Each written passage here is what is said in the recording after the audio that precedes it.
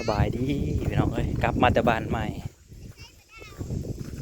น้องไปเบิ่งน้ำพะย้อยเราเห็ดเฮือนนั่นแหละ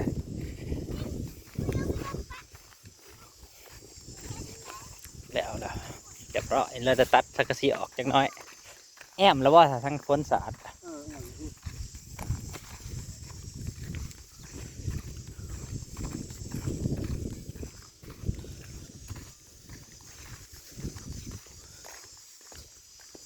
ไฟอยู่เสียงค่ะรถจักรไฟใช่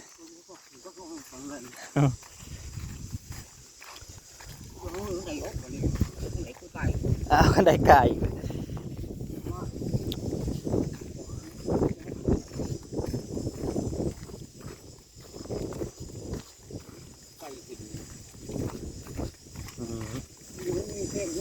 จ้าอยากกินป่นแมงแข้งกับบ่ได้กิน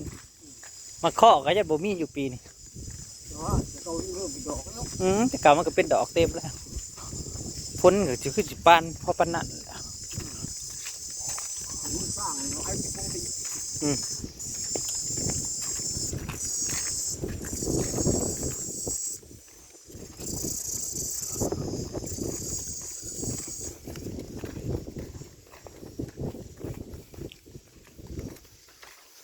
เจ้าแหละแต่เฮิงละ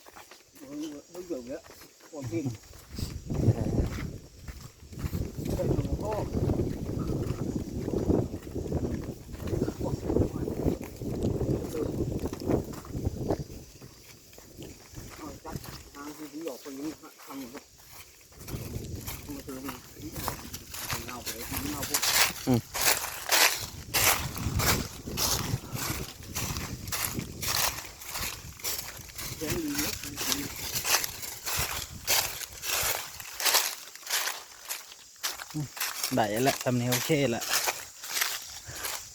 ได้เรื่องแล้วจะตัดสังกะสีออกนะตัดแล้ว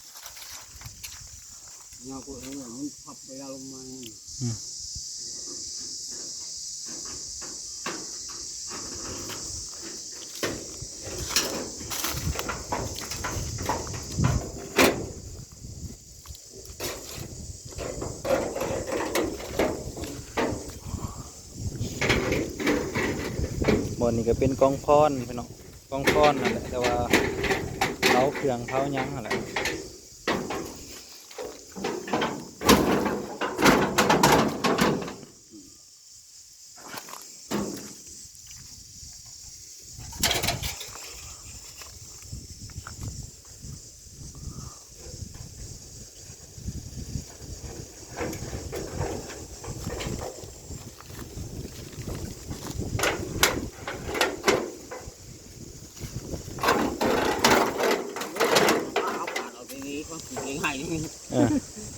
คือว่า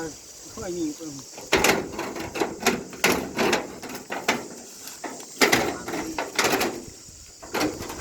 นี่โอ้ย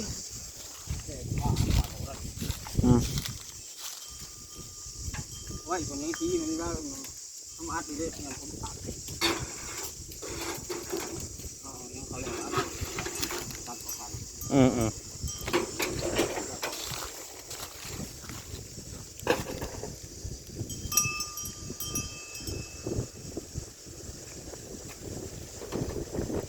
หลายคนไปถามเข้ามาว่าคือบ่ใส่ถาดไว้อยู่นะคือเพราะว่าเพิ่นเสียแบบว่าเพิ่นบ่ได้เจ็บได้โซ่นะก็แล้วก็ต้องเฮ็ดอันนี้ไว้ซะก่อน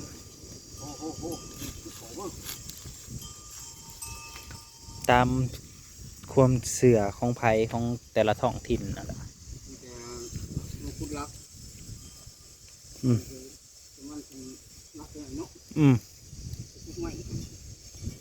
ออกมันนี่ก็แล้ว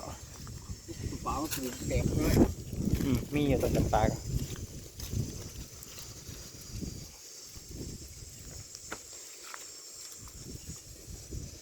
ก็คือเสียชีวิตแบบบริเจ็บได้โซ่หรือว่าอนาคตก็ต้องไว้ก่อน3 ปีเนาะแต่ว่าบางคนเพิ่นมักง่ายหรือว่าเพิ่นบ่อยากเฮ็ดหลายเทื่อนะเพิ่นก็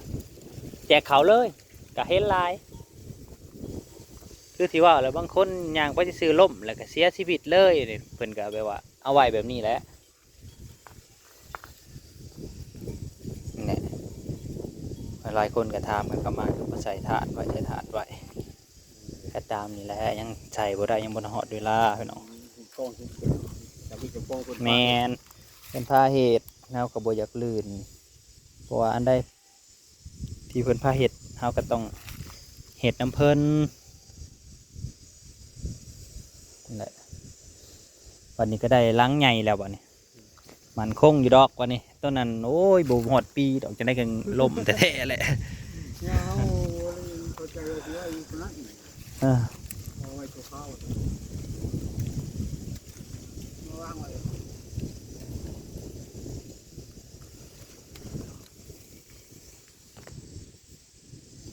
ต้นบกใหญ่แล้วเนาะถุงก็ยังบ่ทันเอาลงบ่เลยจะเอาลงถุงก็ได้ต้นบกใหญ่อยู่ดอนกลางอะไรพี่น้องเอ้ยอันนี้ก็เพิ่นสร้างไว้แต่เพิ่นยังมีชีวิตอยู่คนได้พี่น้องเอ้ยจังหวะมาไว้นี่เพิ่นบอกไว้แต่เพิ่นยังมีชีวิตอยู่ผู้บอกเมียน่ะบอกเขาแม่ไว้ว่าเขาแม่นตายหรือว่าอีหยังไงให้เอามาไว้อยู่นี้แม่นก่อนที่ตายเพิ่นก็ว่าอีกอยากได้งัวกับบ้านหลังนึงสันนี่ก็เฮ็ดบ้านให้แล้วเนี่ยเหลือแต่งัวอยากได้งัวสันเอ้ามือสังฆทานเนี่ยก็อาจจะได้งัวจะลบงัวตัวนึงตามนั่นแหละเพิ่นสั่งไว้ก็เฮ็ดตามนั่นแหละพี่น้องเอ้ย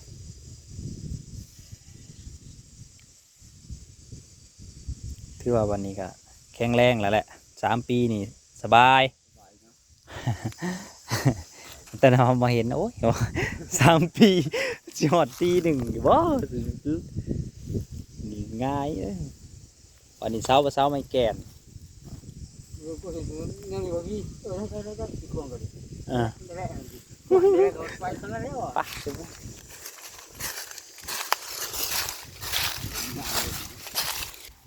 เห็ดพ่อให้ฮู้ว่าเฮาก็ยังบ่ลืมยังเห็ดให้อยู่ดีมีแห้งนั่นแหละ คนดูว่าอยู่ที่คนที่ห้องที่คนที่น้อง แม่น ถึงกันเต้นกันก็ห้อยต้องจ่ายเขาได้หรอคือเราทางยังไม่ให้จ่ายจ่าย พ่อใหญ่อ้อยเจ้าบ่ได้เด้อพี่น้องเอ้ยว่าสิได้เอาเมียใหม่เดี๋ยวได้ก็ได้รับเดี๋ยวทั้งยืนแล้วได้นี่ก็ตามความเชื่อแต่ว่าเห็นแต่ละเทื่อนี่ปะโถแทบบ่นักหน่วงอะเนาะพ่อใหญ่อ้อยเราเฮ็ดแต่เมียเราเฮ็ดแบบบ่ฮู้มือที่แล้ว มันจ่ายด้วยนะ แต่ยังเป็นคนเราก็ยังถือสมควรได้อย่า ตอนยังง่วงจะมาเล่นลูกเตะอยู่ถ้าโค้งอยู่นี่ก็ ที่ว่าเป็นไปยังเกาะ พ่อหลวงกับพ่อเจ้าผู้เจ้าหมด เออเป็นจะไปพอดลำวงกับผู้สาวเยกอด พ่อเจ้ายางแล้วเรา เออ ลงมือเชื่อพระเจ้าเมาเหล่าเนี่ยเนาะ เออ ไปก็จับแล้วก็กัดหัวใครเลยจึ๊กก็กัน บูจังแล้วเหตุ โอ้จังไรได้เทแต่ฟันในหัวน้ำหนองกระทืบก็ดึงออกกระทืบมันดึงโดนก็คืออะไรลูกเป็นไงหนู หนำเอาติ มาลูกมาลูกคนเล็กมันก็ลากไปห้อยไปไกลนึง รถบริพุทเล่ ถุงยางเลย จุงอย่าง เขาบอก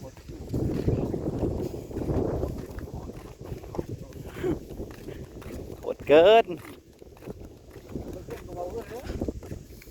คือเขาผ่านเขา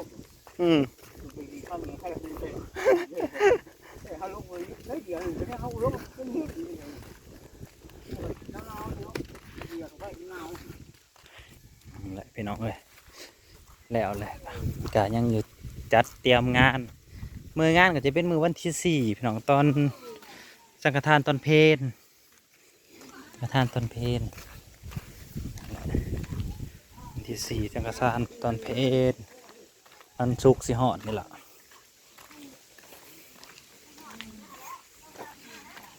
พ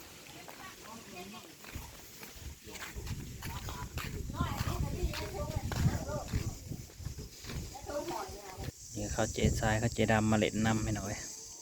พยอยจะเพศยังไปต่อกันนะบ่จะซาปลาบ่เอาไปตอกเนี่ยซาปลา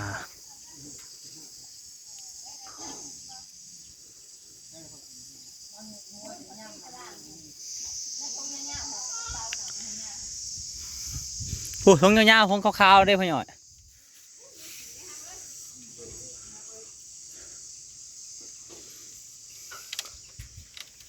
มันก็อากาศก็ยำแรงมาแล้วหนาวเนาะอย่าว่าย่ำนี้มากพออยู่เพราะว่าตะเวนมันก็เถียงหัวแล้วมันก็อากาศห่อนเด้ห่อนบัดนี้ลมมีลมแล้วมันก็เลยธรรมดากลางๆพออยู่ทำนี่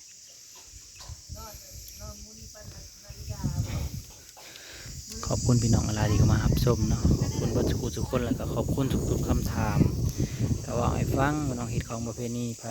แต่ละหม่องแต่ละทีเนาะ